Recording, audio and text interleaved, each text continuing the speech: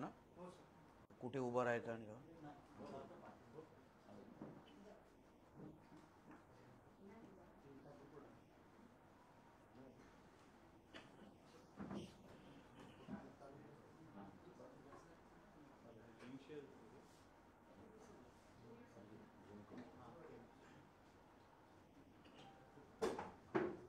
ठीक आहे.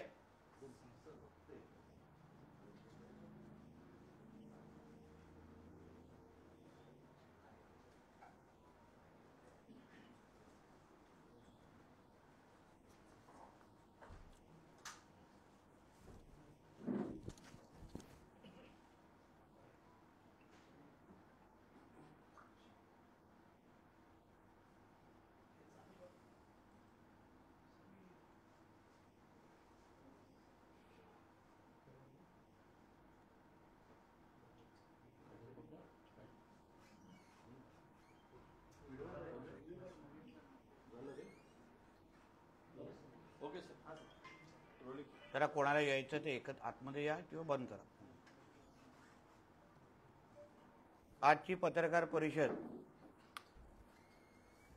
आपल्या सिंधुदुर्ग जिल्ह्याच्या संदर्भात आणि सिंधुदुर्गाच्या विकासासंदर्भात ज्या काही महत्त्वाचे निर्णय झालेले आहेत केंद्र सरकार आणि राज्य सरकारच्या पातळीवर, ते अजून विस्तृत पद्धतीने सिंधुदुर्गच्या जनतेपर्यंत पोहोचावेत. आपलं हे महायुतीचं सरकार, आमचं केंद्रातलं आदरणीय नरेंद्र मोदी साहेबांच्या नेतृत्वात असलेलं एनडीए सरकार हे किती प्रभावी पद्धतीने काम करत आहे आणि खऱ्या अर्थाने ह्या जिल्ह्याच्या विकासामध्ये हे सरकार आल्यापासून किती महत्त्वाचे बदल होत आहेत, घेतलेल्या निर्णयाचं प्रतिबिंब हे लोकांच्या भविष्यावर कसं पडेल या सगळ्या गोष्टीवर प्रकाश टाकण्यासाठी आज आपल्या सगळ्यांना आमंत्रित केलेलं आहे. सरकारची कामं, सरकारने घेतलेले निर्णय हे लोकांपर्यंत पोचणं फार गरजेचं झालेलं आहे असं मला वाटतं. आणि आजच्या काळात तर अजून महत्त्वाचं आहे, कारण का चांगल्याला चांगलं म्हणणं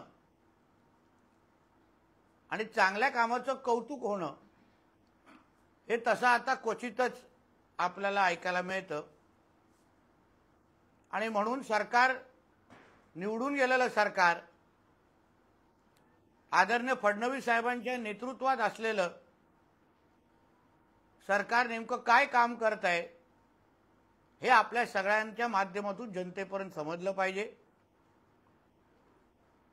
जेणेकरून आमच्या राजकीय प्रतिस्पर्धींना, विरोधकांना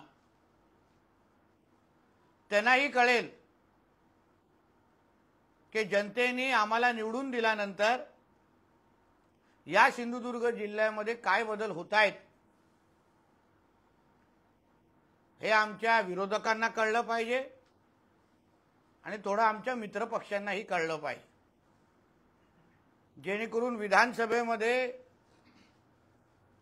सरकार विरोधातली काही भाषणांचा धार हा थोडा कमी होईल असा अपेक्षा मी व्यक्त करतो.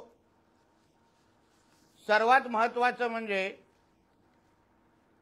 युनेस्कोच्या यादीमध्ये आपल्या सिंधुदुर्ग जिल्ह्याचे मधले छत्रपती शिवरायांचे 2 किल्ल्यांचा उल्लेख आलेला आहे. छत्रपती शिवरायांनी जी हिंदवी स्वराज्याची स्थापना केली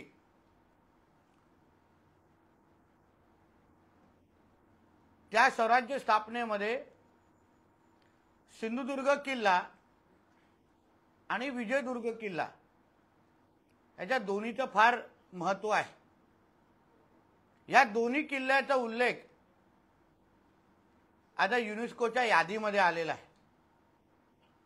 हे प्रत्येक शिवप्रेमीसाठी आणि माझ्या प्रत्येक सिंधुदुर्ग वासियासाठी हा एक अभिमानाचा क्षण आहे। कालपासून प्रत्येक जण जल्लोष करतोय आणि यासाठी मी देशाचे पंतप्रधान आदरणीय मोदी साहेबांचं मनापासून आभार मानेन। की खरा शिवभक्त कसा असतो, शिवरायांच्या विचारांवर चालणारा मावळा, याचं उत्तम उदाहरण म्हणजे आमचे आदरणीय मोदी साहेब आहेत। कारण का ह्या युनेस्कोच्या यादीमध्ये आपल्या महाराजांच्या किल्ल्याला मान मिळणं हेच आमच्या मोदीजींची आंतरराष्ट्रीय पातळीवर असलेली ताकदीचं खरं उदाहरण आहे। त्याचबरोबर राज्याचे मुख्यमंत्री आमचे आदरणीय देवेंद्र फडणवीसजी आणि या खात्याचे सांस्कृतिक खात्याचे मंत्री आमचे आदरणीय आशिष शेलार साहेब ह्यांनी ज्या पद्धतीने हा पाठपुरावा केला आणि आपल्या राज्यामधले शिवरायांचे किल्ले आज युनेस्कोमध्ये आणण्यासाठी जी जी ताकद लावली, जे जे कागदपत्र पुरवले, त्याचमुळे यादीमध्ये त्यांचं नाव आलेलं आहे।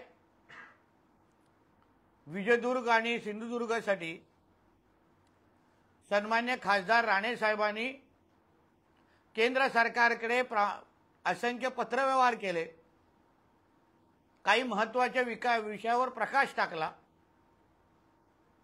आणि त्यामुळे पण या पूर्ण कामाला हातभार लागला आहे। म्हणून त्यांचेही मी सिंधुदुर्ग जिल्ह्याचा पालकमंत्री म्हणून मी मनापासून आभार मानतो। युनेस्कोच्या यादीमध्ये आल्यानंतर निश्चित पद्धतीने महाराजांनी जो ज्वलंत इतिहास घडवला, त्या ज्वलंत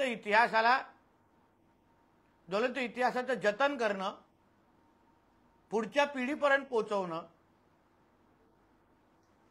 आणि ह्या किल्ल्यांच्या एकंदरीत विकासासाठी, संवर्धनासाठी मोठ्या प्रमाणामध्ये आर्थिक ताकद आता अजून आमचे केंद्र सरकार आणि आमचं राज्य सरकार देईल, हा विश्वास या निमित्ताने मला व्यक्त करायचा आहे। पर्यटनामध्ये निश्चित पद्धतीने ह्याच्यामुळे मोठ्या प्रमाणावर वाढ होईल। आता ही जगभरातले पर्यटक आमच्या ह्या दोन्ही किल्ल्याकडे येतातच, पण आता युनेस्कोमध्ये आल्यानंतर आंतरराष्ट्रीय पातळीवर पण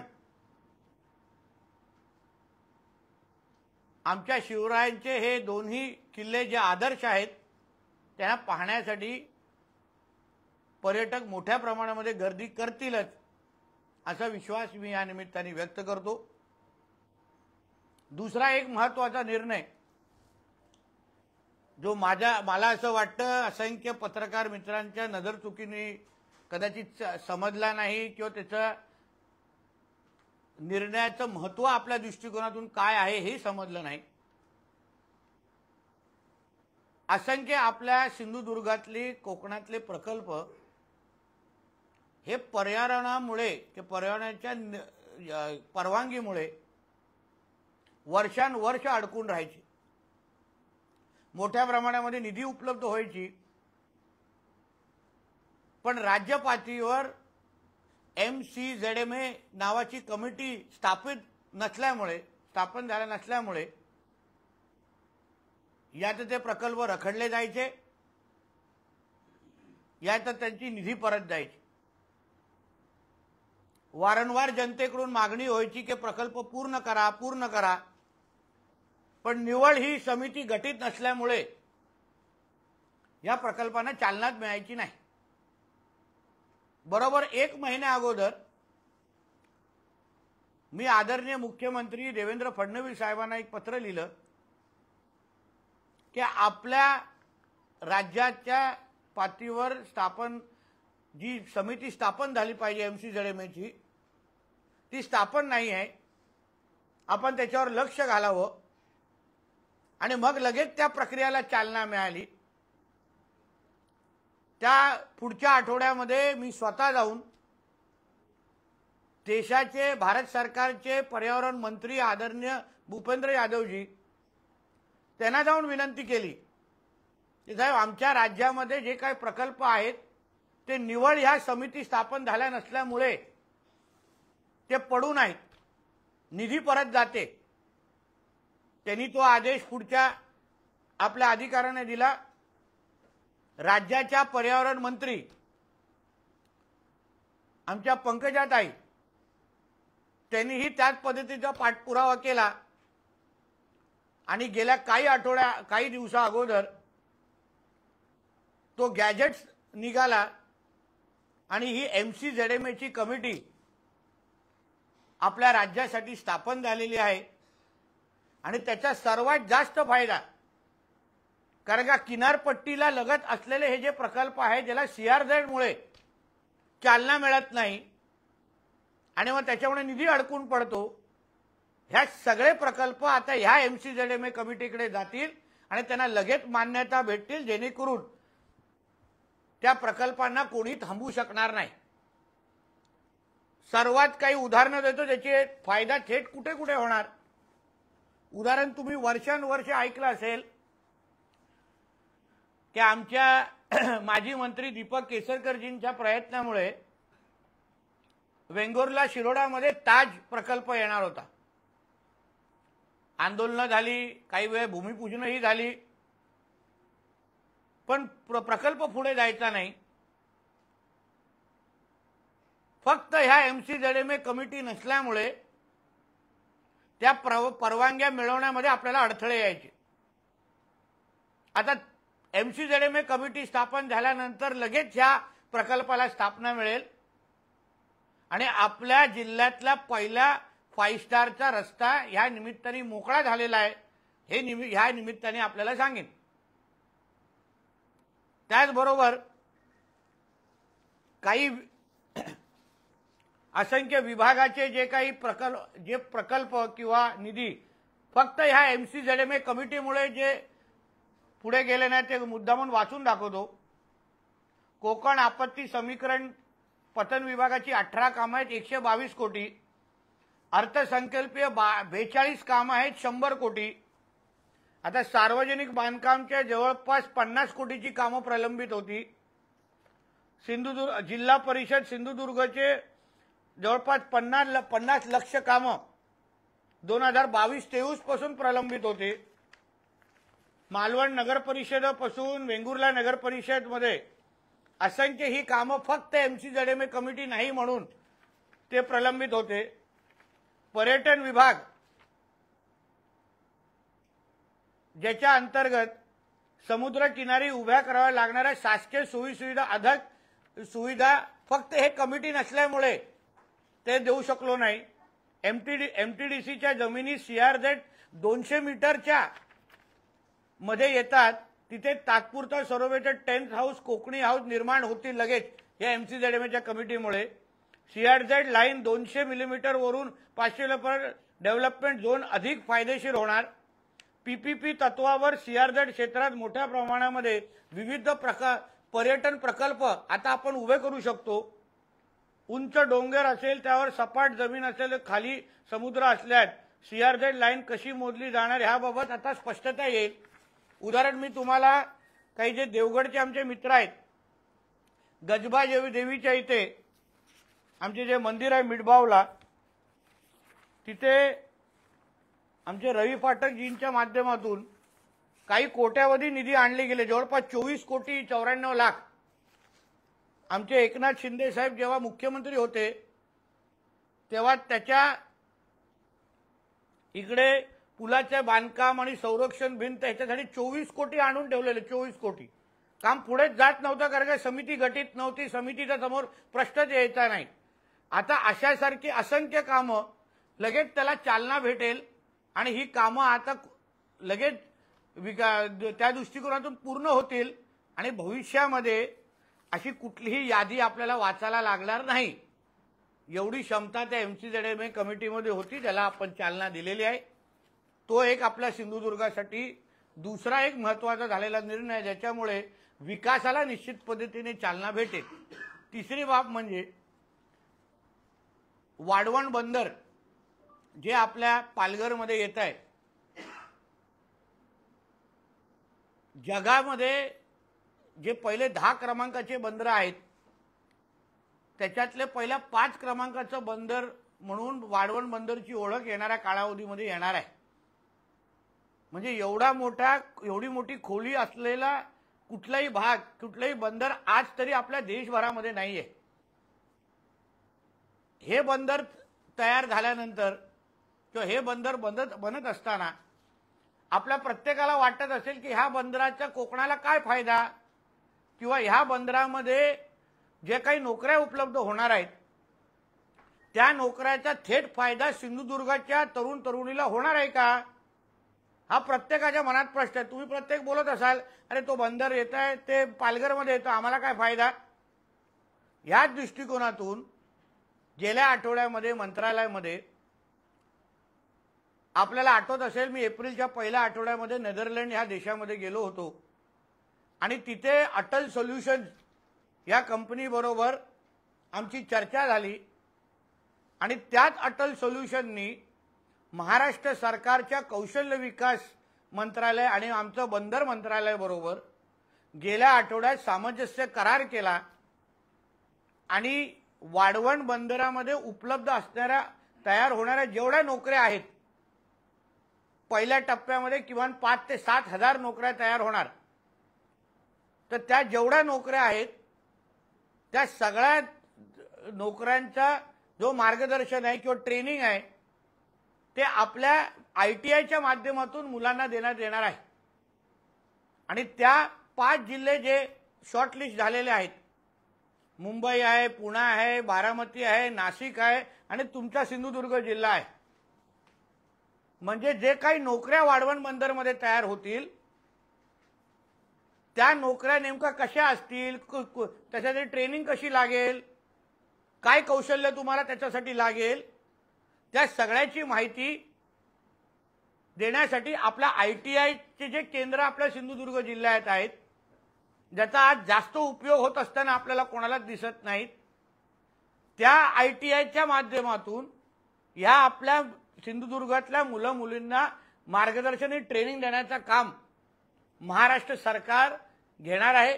त्याच्यासाठी 120 कोटी फक्त ह्या पूर्ण ट्रेनिंगसाठी अर्थ खात्याने बाजूला ठेवलेले आहेत।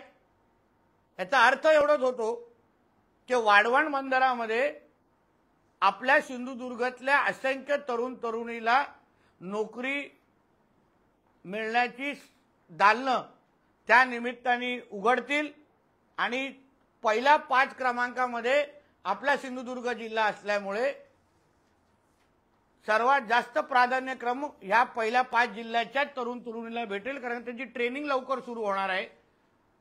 म्हणून ही निर्णयाचा थेट फायदा आपल्या जिल्ह्याच्या विकासावर, आपल्या जिल्ह्याच्या दरडोई उत्पन्नावर आणि आपल्या जिल्ह्याच्या भविष्यावर निश्चित पद्धतीने होईल असा माझा ठाम विश्वास आहे।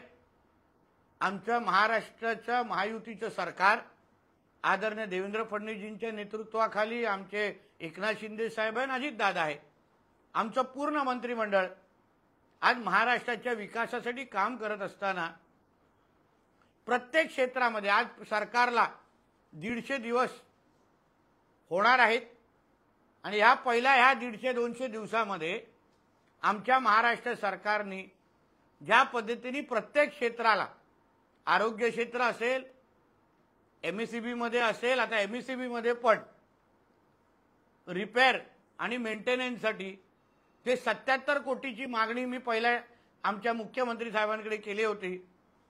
त्याच्यातले पहिले 10 कोटी प्राप्त झालेले आहेत आणि पूर्णचं पूर्ण 77 कोटी येणाऱ्या काही आठवड्यामध्ये उपलब्ध असतील, जेणेकरून आपल्या जिल्ह्यामध्ये असलेली MSEBची यंत्रणा म्हणजे जुने पोल असतील, वायर असतील, सबस्टेशन असतील, जे काय आतापर्यंत ज्या तक्रारी यायच्या त्या सगळ्या तक्रारी भविष्याच्या दृष्टिकोनातून येणार नाहीत।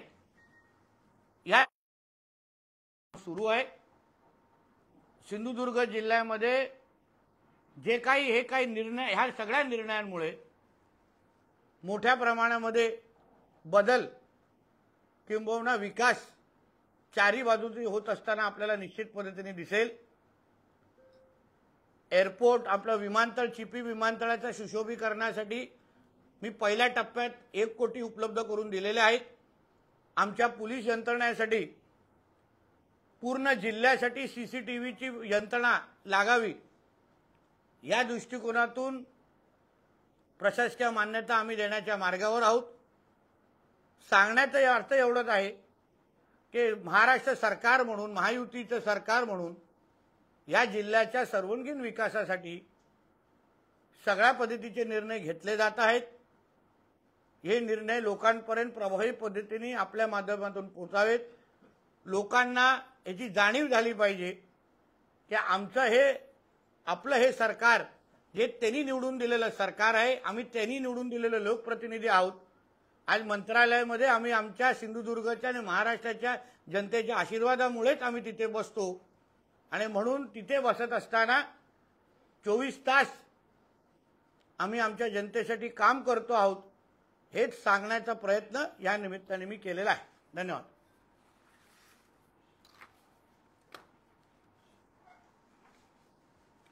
बोला, या संबंधित काय प्रश्न असेल तर विचारू शकता।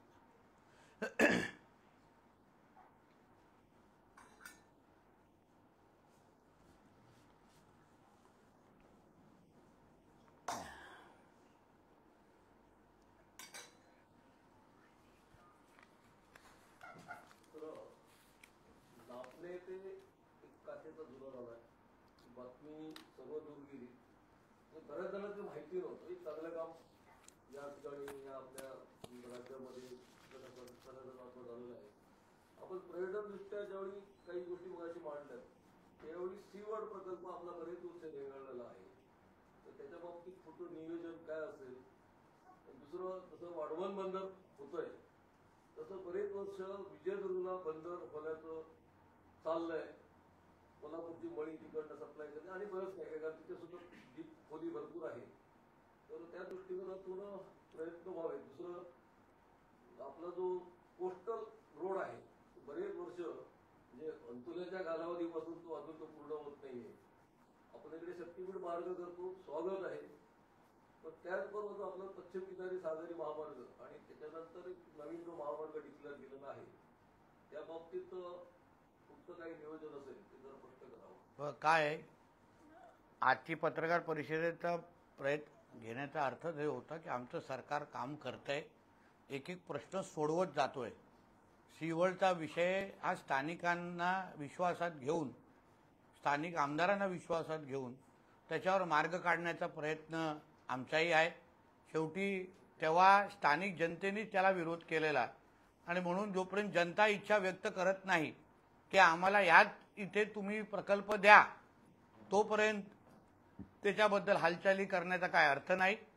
पण हेही खरं आहे की जिल्ह्यातल्या अन्य भागांची करून पण मोठ्या प्रमाणामध्ये मागणी आहे की अगर मालवणला तो हवा नसेल तर आमच्या तालुक्यामध्ये घेऊन या, पण जोपर्यंत मालवणच्या त्या स्थानिक जनतेला तो प्रकल्प खरंच नको असेल, कारण का आता लोकप्रतिनिधी बदललेले आहेत, खासदारही बदललेले आहेत आणि म्हणून आता जनतेचं मत घेतलं झालं आणि त्याबद्दल विचार केला जाईल।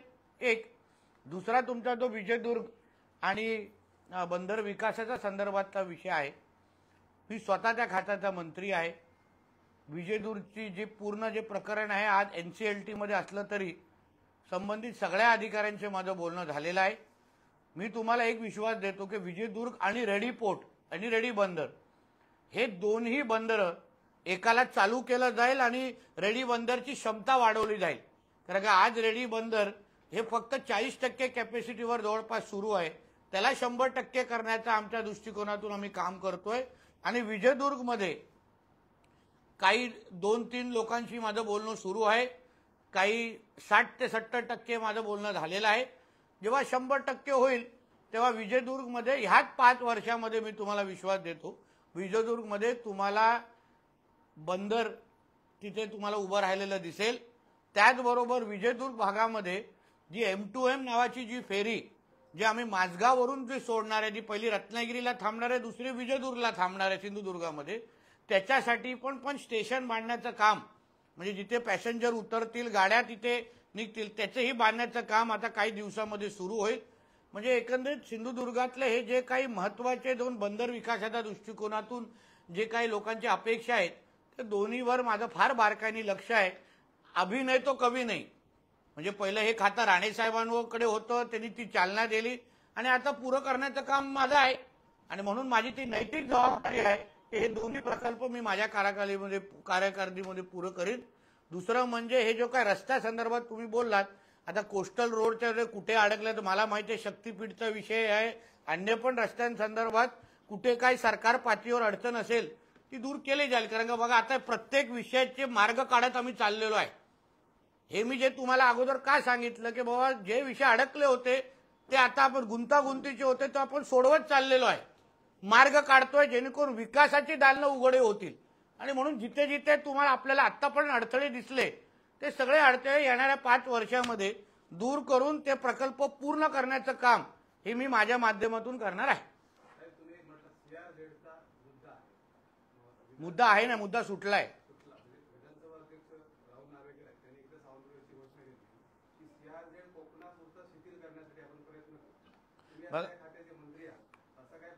नाही, एक लक्षात घ्या, मी त्या CRZ हे पहिलं तर पर्यावरण खात्याच्या अंतर्गत येतं मित्रा, माझ्या बंदर खात्याकडे नाही येत. एक दुसरा विषय असा आहे, CRZ रद्द करायची की नाही हा सगळा अधिकार केंद्र सरकारचा आहे. केंद्राने तो कायदा कोस्टल रेग्युलेशन झोन केलेला आहे. केंद्र त्याच्याबद्दल शिथिलता आणू शकतो, ज्या बाबतीमध्ये आपले पंतप्रधान मोदीजी अतिशय सकारात्मक आहेत. पण तोपर्यंत आपले प्रकल्प अडकता कामा नये. त्यांची पण चिंता आमच्या राहुल नार्वेकरजींची का असेल, कारण का प्रकल्प अडकून जायचे. आम्ही निधी आणायचो, राहुल नार्वेकर आणायचे, नितेश राणे आणायचे, राणेसाहेब आणायचे, केसरकर आणायचे, पण प्रकल्प रखडून जायचे कारण का CRZ परवानगीच मिळायची नाही. आणि आम्ही जेव्हा जायचो आम्हाला उत्तर काय माहिती, अरे इथे तर तुमची समितीच गटत नाही. म्हणून पहिला टप्पा मी पहिल्या 6 महिन्यामध्ये टाकलेला आहे. आता पुढे मार्ग मोकळा होईल.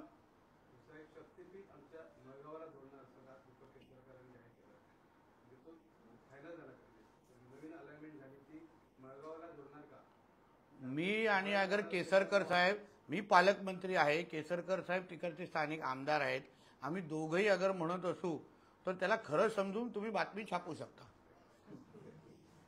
कारण आम्ही दोघंही जबाबदार आहोत. आम्हाला इथे येऊन खोटं बोलणं हे आम्हाला शक्य नाही.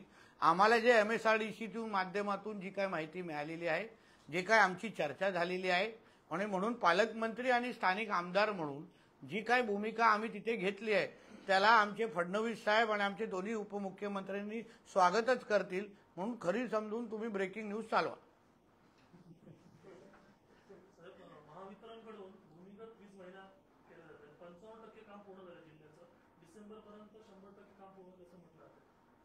हो, तर त्या दिवशी मी जेव्हा आढावा बैठक घेतली DPDC मध्ये तेव्हा त्यांनी आम्हाला तेच सांगितलं की डिसेंबरपर्यंत आम्ही पूर्ण हे काम 100% करू, जेणेकरून आपल्याला हे जे काही विजेमुळे होणारा त्रास, बघा परत एकदा तुम्हाला सांगतो, हे खातं आमच्या आदरणीय फडणवीस साहेबांकडे आहे. फडणवीस साहेब राज्याचे मुख्यमंत्री पण आहेत.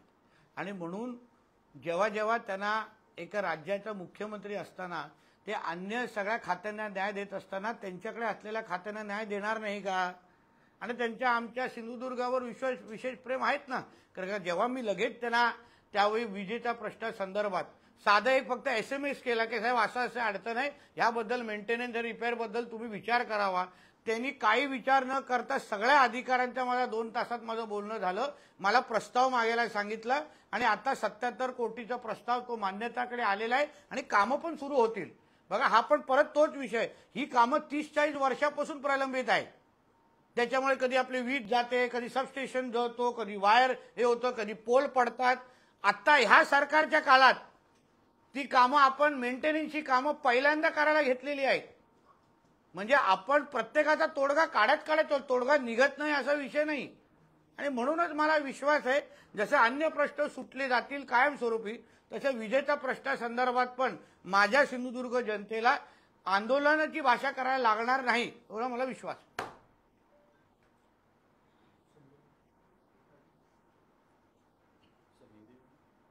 मराठीचं होऊन जाऊन काय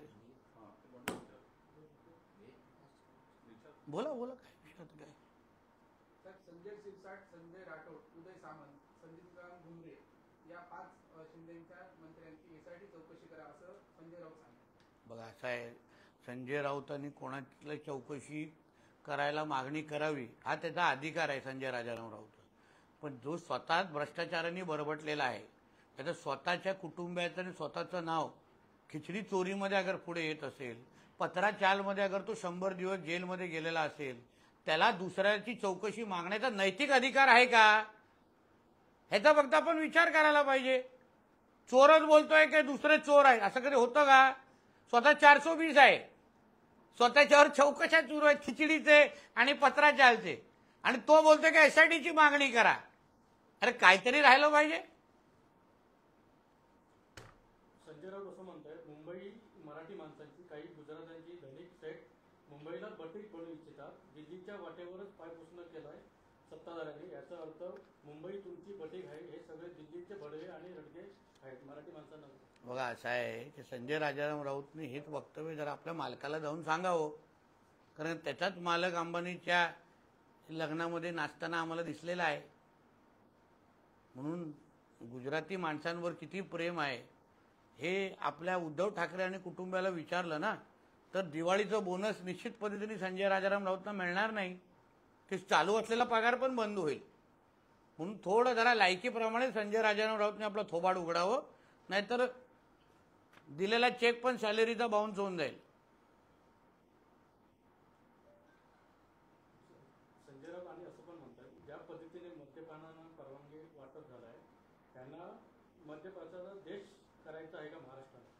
हो, कारण का वाईनची कंपनीची स्थापना संजय राजाराम राऊतच्या मुलीचीच आहे. आणि हा झिंग झिंग झिंगाट कुठे असतो याची थोडी जरा माहिती मी बाहेर दिली ना, तर मग ह्या महाराष्ट्राला चेहरा दाखवू नाही शकणार. म्हणून अवकाशात राहून बोलावं संजय राजाराम राऊत. सध्या गिरणी कामगारांच्या घराचा विषय ऐरणीवर आलाय. की अनेक वर्ष त्यासाठी ती संघटना चालवली गिरणी कामगार. आपल्या आजोबाई गिरणी कामगार होते, पण आत्ताच्या घडीला गिरणी कामगारांपुढे सिंधू आणि कुठे घरदार द्यायचं चाललंय. वास्तविक मुंबईमध्ये घरं उपलब्ध होऊ शकतात, जमिनी उपलब्ध आहेत. आता त्यावेळेला 2005च्या दरम्यान त्यावेळी जो काही गिरणी कामगारांना 200 गिरण्याच्या 600 एकर जमिनी होत्या, आणि त्याचे 1/3 गिरणी कामगार, 1/3 मालक आणि 1/3 महानगरपालिका. त्याच्यानंतर त्याचं काय केलं, रामायण महाभारत हे कदाचित आपल्याला माहिती असेल. पण महाराष्ट्र मुंबईमध्ये जर 12% वाढवायचं असेल तर गिरणी कामगारांना मुंबईतच घरं मिळावी यासाठी आपण काय प्रयत्न करतो. आपलं सरकार म्हणून मी पेक्षा आमचं राज्य सरकार अतिशय गिरणी कामगारांसंदर्भात सकारात्मक आहे, आणि गिरणी कामगारांना आपल्या हक्काची सुसज्ज अशी घर मिळावीत या दृष्टिकोनातून आमचं सरकार काम करत आहे. त्याच्या बाबतीमध्ये अजून विस्तृत माहिती मी थोडी अजून घेतलेले निर्णय काय, कुठल्या बैठका, एकदा माहिती घेतल्यानंतर आपल्याशी बोलेन. ते वैयक्तिक पाहिजे आपल्याला इंटरव्ह्यू देतो. रोहित पवार यांच्या विरोधात ईडीकडून पुरवणी आरोपपत्र दाखल करण्यात आले. महाराष्ट्र सहकारी बँक घोटाळा प्रकरणात पुरवणी आरोपपत्र दाखल झाले. बारामती ॲग्रो कंपनीच्या माध्यमातून घोटाळा केल्याचा आरोप आहे. हो, आता ईडीने अगर आरोपपत्र दाखल केलेलं म्हणजे त्याच्यामध्ये काहीतरी सिद्ध झालेलं आहे. आरोपपत्राचा तोच अर्थ असतो, आणि म्हणून आरोपपत्र एकदा दाखल झाल्यानंतर आता संबंधितांनी ईडीला उत्तर द्यावं. राजकीय म्हणजे थैथयाट करणं सोपं असतं, दुसऱ्यांवर आरोप करणं सोपं असतं. मगर ते म्हणणं ना, काच के घर में रहने वाले लोगों ने दूसरे पे पत्थर नहीं मारना चाहिए. आता रोहित पवारला कळेल. मंत्री दत्तात्रय भरणे असं म्हणतात, लाडक्या बहिणीमध्ये विकास निधी येण्यास विलंब होतो. ठीक आहे, आता ते मंत्री आहेत, त्यांना कदाचित जास्त माहिती असू शकते. पण माझ्या खात्याअंतर्गत तर मी सांगू शकतो की मी कुठल्याही पद्धतीची अडचण मला तरी माझ्या नजरेसमोर दिसत नाही. आणि जे जे प्रकल्प माझ्या खात्याअंतर्गत आज मी हाती घेतलेले आहेत त्या प्रत्येक प्रकल्पाला न्याय देण्यासाठी मी समर्थ आहे. कुठल्याही पद्धतीने बंदर खातं आणि मत्स्य खात्यातलं कुठलंही प्रकल्प निधी अभावी बंद पडणार नाही ह्याची काळजी सरकार म्हणजे खात्याचा मंत्री म्हणून मी निश्चित पद्धतीने घेईन.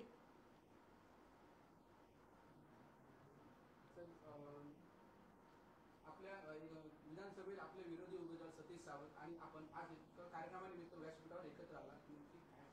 नाही, ते शिक्षणा क्षेत्रातला तो कार्यक्रम होता. शिक्षणामध्ये राजकारण आणू नये असे संस्कार राणे साहेबांनी आमच्यासारख्या कार्यकर्त्यांवर टाकलेले आहेत. आणि म्हणून कितीही मोठा राजकीय विरोधक असेल पण माझ्या जिल्ह्याच्या विद्यार्थ्यांचा विकास आणि भविष्य अगर माझ्या नजरेसमोर असेल तर मी कोणाच्याही कांद्याला कांदा लावून बसण्याची माझी तयारी आहे. मग मी माझा राजकीय अहंकार कधीच मध्ये आणणार नाही. मग विरोधक असो पण शेवटी जिल्ह्याच्या विकासामध्ये अगर आम्ही एकत्र येऊन अगर काम करू शकलो विद्यार्थ्यांसाठी, शेतकऱ्यांसाठी, जिल्ह्याच्या विकासासाठी, तर मी प्रत्येकाला आपला राजकीय प्रतिस्पर्धी समजतो, शत्रू नाही आहे माझा कोणीच.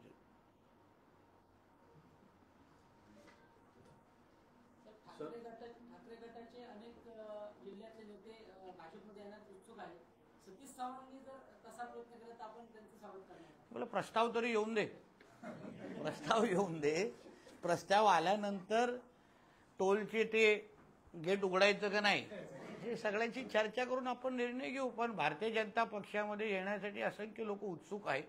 कारण का शेवटी भारतीय जनता पक्ष ज्या पद्धतीने आज देश आणि राज्यासाठी आमचे नेते काम करत आहेत त्याच्यामुळे प्रत्येकाला भविष्य ह्याच पक्षामध्ये दिसत आहे. आज राणेसाहेब खासदार ही भारतीय जनता कामं पूर्ण करायची होती, ते प्रलंबितच होती. आणि मग त्याच्यामध्ये ती काही टाईल तुटण्याची एक घटना तिथे झाली. मग मी स्वतः त्यांच्याशी बोललो की तुम्ही, आणि त्याच्यामध्ये PWDचा काहीच संबंध नव्हता आमच्या राज्य सरकारचा.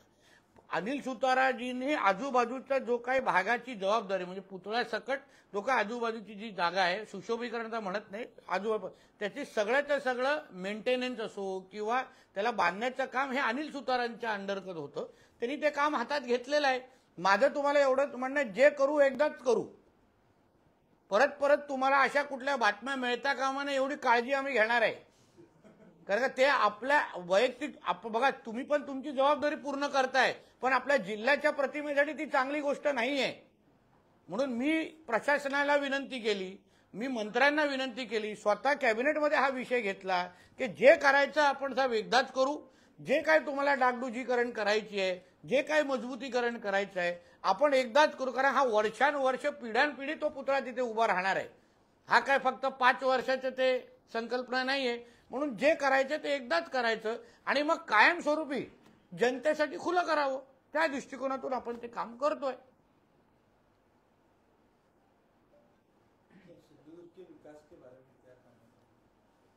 सिंधुदुर्ग के विकास के बारे में कई महत्वपूर्ण निर्णय हमारे केंद्र और राज्य सरकार ने लिए हैं.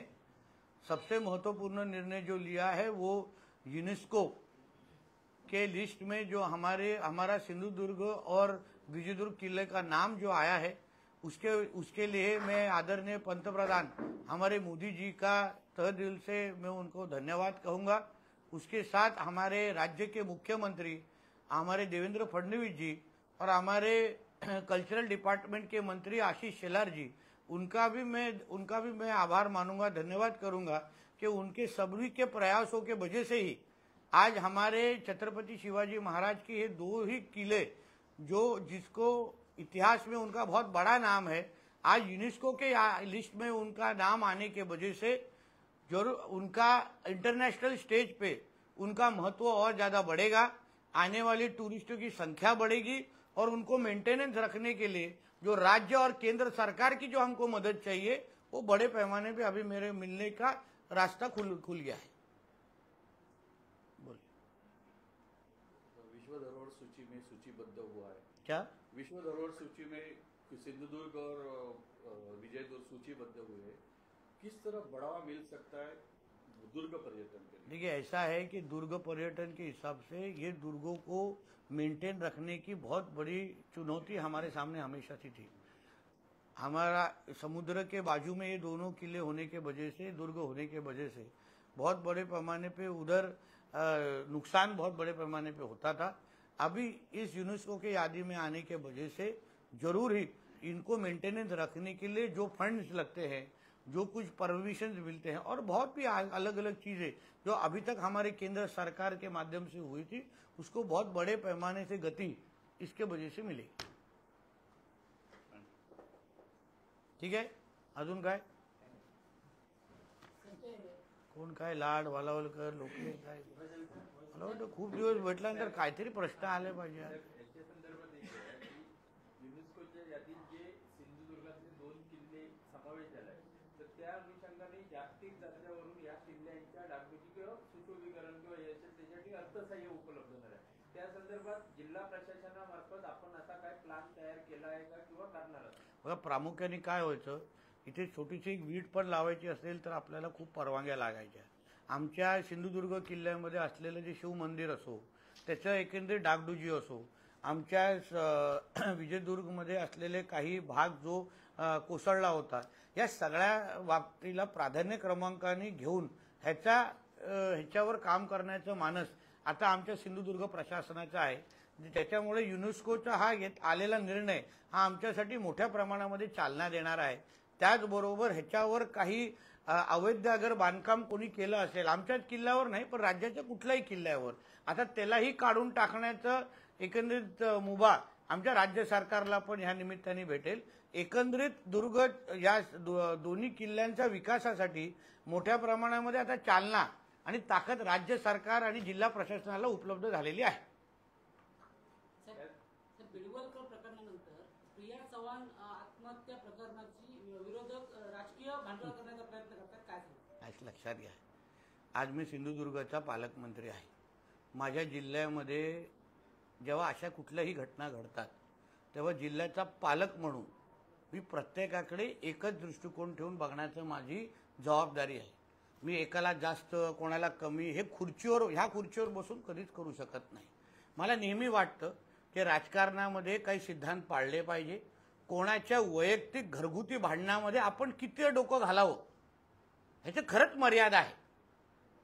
राजकीय कार्यकर्ते आपल्या सगळ्या जणांना आहे, पण ते स्वतःच्या वैयक्तिक आयुष्यामध्ये ते काय करतात हे आपण जास्त त्याच्यावर डोकवू शकत नाहीत.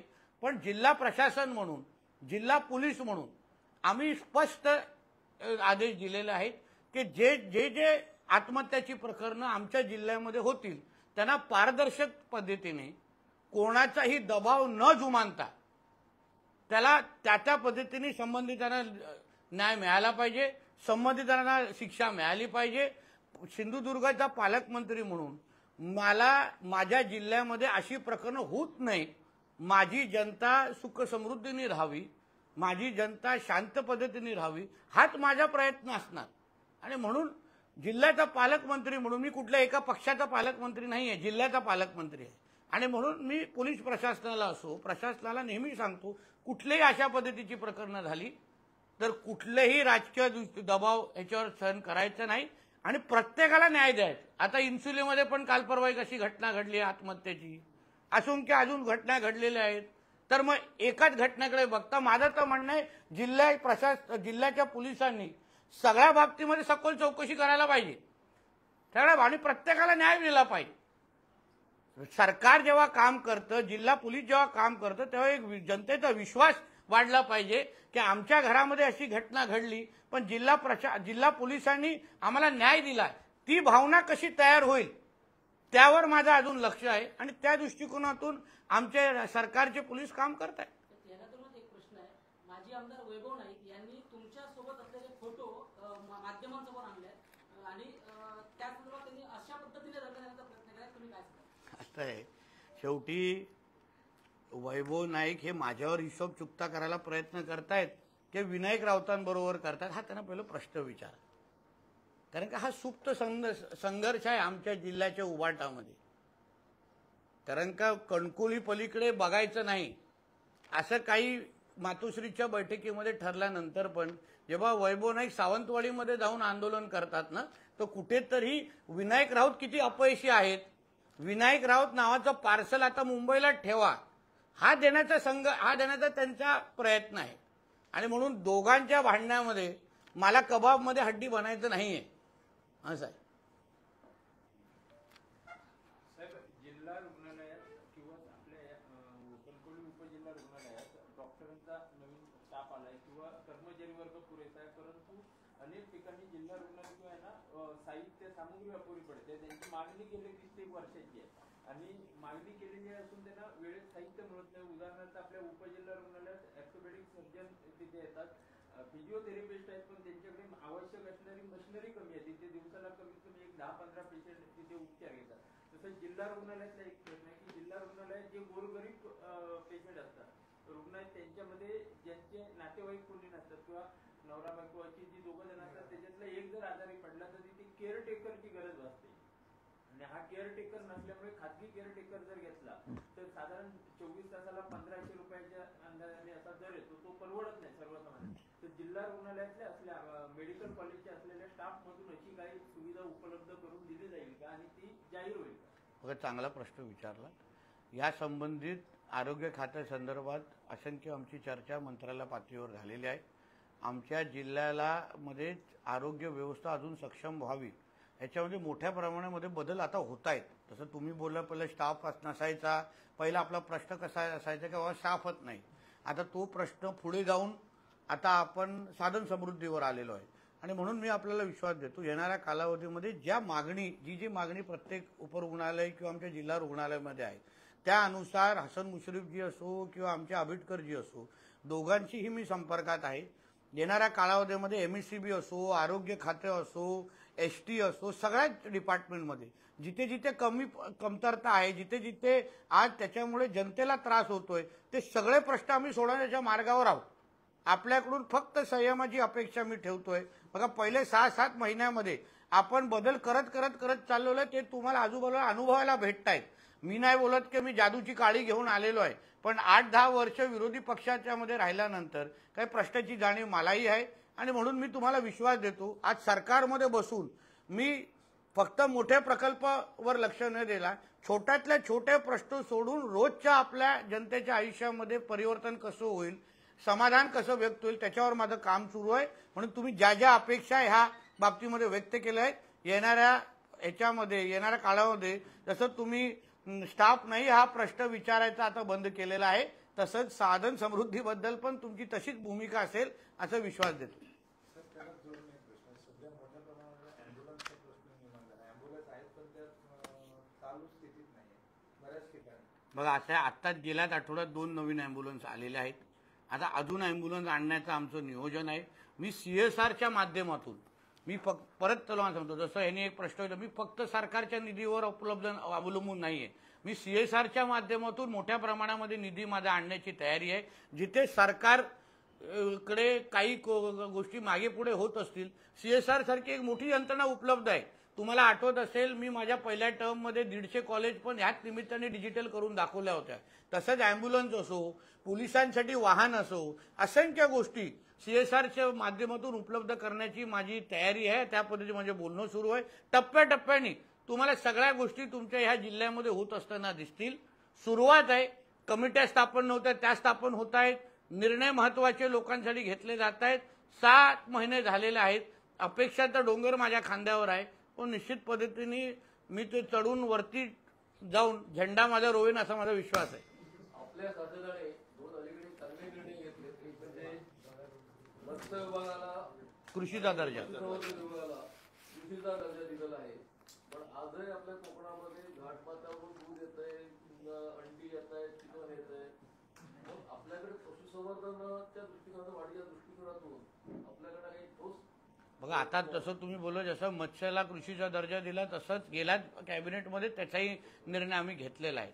आणि म्हणून तुम्हाला बोलतो संयम हा थोडा ठेवायला आपणही शिकलेला पाहिजे. आपण निर्णय घेतल्यानंतर त्याची अंमलबजावणी होण्यासाठी काही काळ लागतो. त्याचे GR निघायला काही काळ लागतात. उदाहरण मी मत्स्याला शेतीचा दर्जा दिल्यानंतर काही GR काढण्याच्या अजूनपर्यंत आम्ही प्रलंबित आहेत ते आम्ही आज उद्यामध्ये काढणार आहोत. तसंच आता पशुसंवर्धनला आमच्या पंकजाताईंच्या नेतृत्वाखाली असलेलं खातं त्याला आम्ही कृषीचा दर्जा दिलेला आहे. येणाऱ्या कालावधीमध्ये अंडी असतील, कोंबडी असतील या सगळ्या बाबतीमध्ये योग्य तो निर्णय होईल एवढा विश्वास तुम्हाला देतो. चला, धन्यवाद, शुभेच्छा.